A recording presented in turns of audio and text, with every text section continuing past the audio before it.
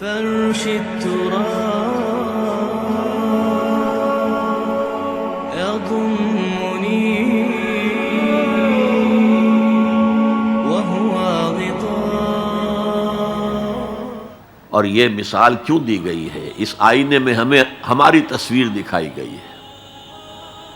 تم اگر قرآن کا حق ادا نہیں کر رہے تو تمہاری مثال وہی ہے جو یہود کی تھی. بئس مثل القوم الذین کذبوا بآیات اللہ، بری مثال ہے اس قوم کی جس نے اللہ کی آیات کو جھٹلایا. تو زبان سے تو یہودیوں نے کبھی نہیں جھٹلایا تورات کو،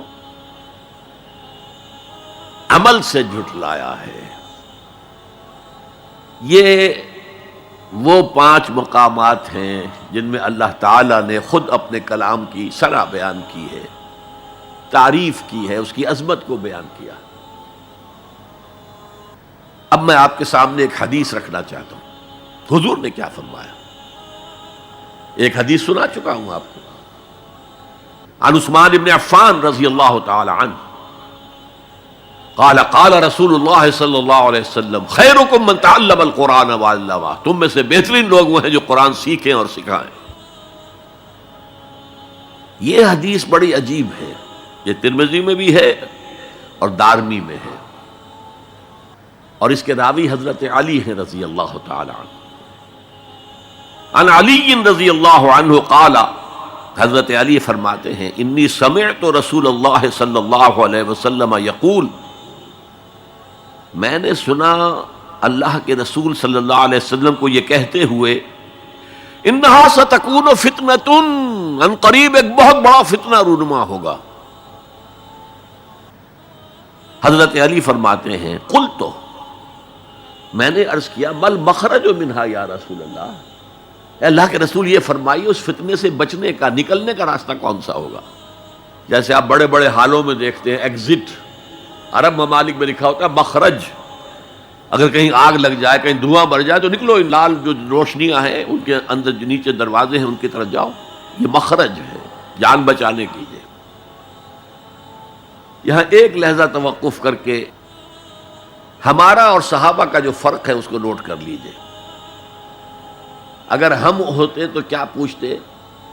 حضور یہ فتنہ کب آئے گا؟ کدھر سے آئے گا؟ کیوں آئے گا؟ کیا ہوگا؟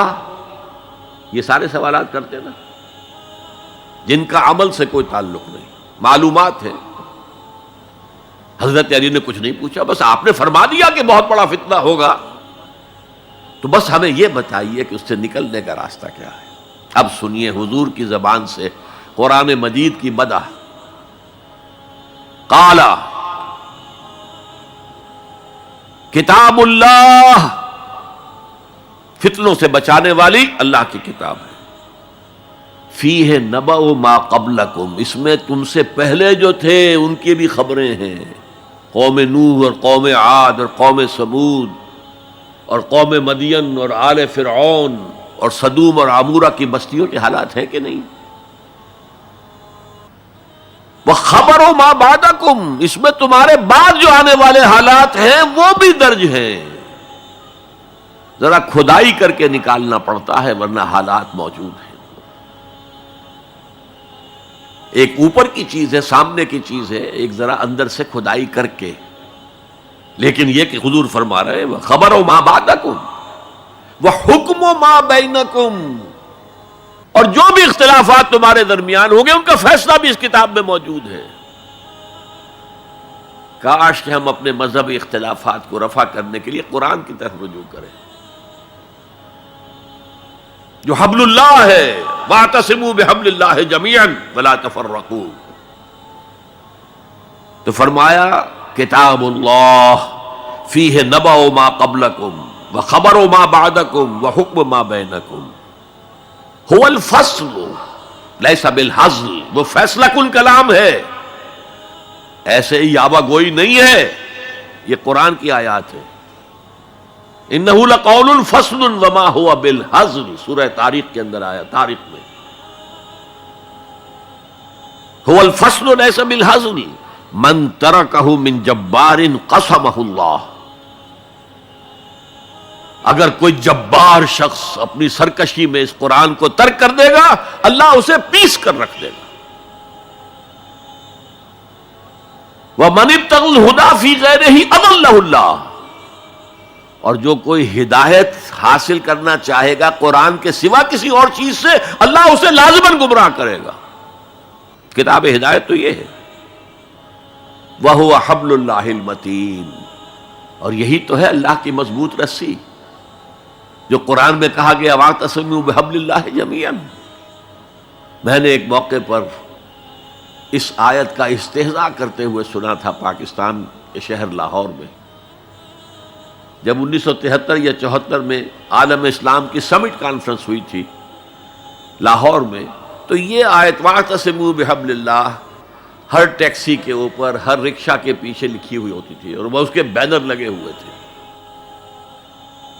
تو میری کوئی کتاب ایک پریس میں تھی، میں اس کے لیے جلدی کے لیے کہنے کے لیے کہ جلدی شائع کرو وہاں گیا، تو وہاں ایک صاحب تھے آزاد کشمیر کے محکمہ اطلاعات کے بہت بڑے افسر، اور وہ کہہ رہے تھے کیا محمل کلام ہے، کہاں ہے وہ رسی، کس کو پکڑے. انا للہ و انا الیہ راجعون. حضور فرما رہے ہیں هو حبل اللہ المتین، یہ ہے رسی اللہ کی. ایک حدیث میں آتا ہے القرآن حبل اللہ الممدود من السماء الی الارض، یہ اللہ کی رسی ہے جو آسمان سے زمین تک تنی ہوئی ہے. ایک اور حدیث بہت پیاری ہے، میں آپ کو بتائے بغیر نہیں رہ سکتا. حضور اپنے حجرے سے برآمد ہوئے تو آپ نے دیکھا مسجد نبوی کے کونے میں صحابہ بیٹھے ہیں، قرآن کا مذاکرہ کر رہے ہیں. مذاکرہ ایک ہوتا ہے درس، ایک شخص بول رہا ہے دوسرے سن رہے ہیں، یہ نہیں، مذاکرہ آپس میں. حضور کے چہرے پر بشاشت کے آثار ظاہر ہوئے. آپ چل کر آئے، آپ نے ایک سوال کیا عجیب، الستم تشہدون، کیا آپ لوگ اس کی گواہی نہیں دیتے اللہ الہ الا اللہ وانی رسول اللہ ہے وہذا القرآن جاء من عند اللہ، کیا آپ لوگ اس کی گواہی نہیں دیتے کہ اللہ کے سوا کوئی معبود نہیں اور میں اللہ کا رسول ہوں اور یہ قرآن اللہ کے پاس سے آیا ہے؟ جواب کیا تھا؟ بلا یا رسول اللہ، بلا یا رسول اللہ، بلا یا رسول اللہ. اللہ کے رسول کیوں نہیں، ہم گواہی دیتے ہیں. اب فرمایا جس کے لیے میں نے یہ حدیث سنائی، فاستبشروا، خوشیاں مناؤ. جیسے ہم نے دوسرا جو تھا سورہ یونس کی آیات فبذالک فلیفرحوا، خوشیاں مناؤ، جشن مناؤ اس قرآن پر. فاستبشروا، تو بشارتیں حاصل کرو. فإن هذا القرآن طرفه بأيديكم وطرفه بيد اللہ، اس قرآن کا ایک سرا تمہارے ہاتھ میں، ایک سرا اللہ کے ہاتھ میں. تو فرمایا هو الذکر الحکیم، جو قرآن کہتا ہے ذکر کرو، ذکر کرو، کھڑے بیٹھے، سب سے بڑا ذکر قرآن ہے. ہم بیٹھ کر ضربیں لگا رہے ہیں، پتہ نہیں کیا کرتے ہیں، کوئی وظائف پڑھ رہا ہے. سب سے بڑا ذکر جسے قرآن الذکر کہتا ہے، انا نحن نزلنا الذکر وانا لہ لحافظون، دی ذکر وہ قرآن ہے. هو الذکر الحکیم وهو الصراط المستقیم. اور تم نماز کی ہر رکعت میں کہتے ہو اہدنا الصراط المستقیم، وہ صراط مستقیم تو اللہ نے تمہیں دے دیا ہے، یہ قرآن ہی تو ہے صراط المستقیم. پھر دیکھیے اس میں وہ قرآن مجید کا انداز ہے، دو دو تین تین آیات ایک طرح سے قوافی کے ساتھ آ رہی. هو الذی لا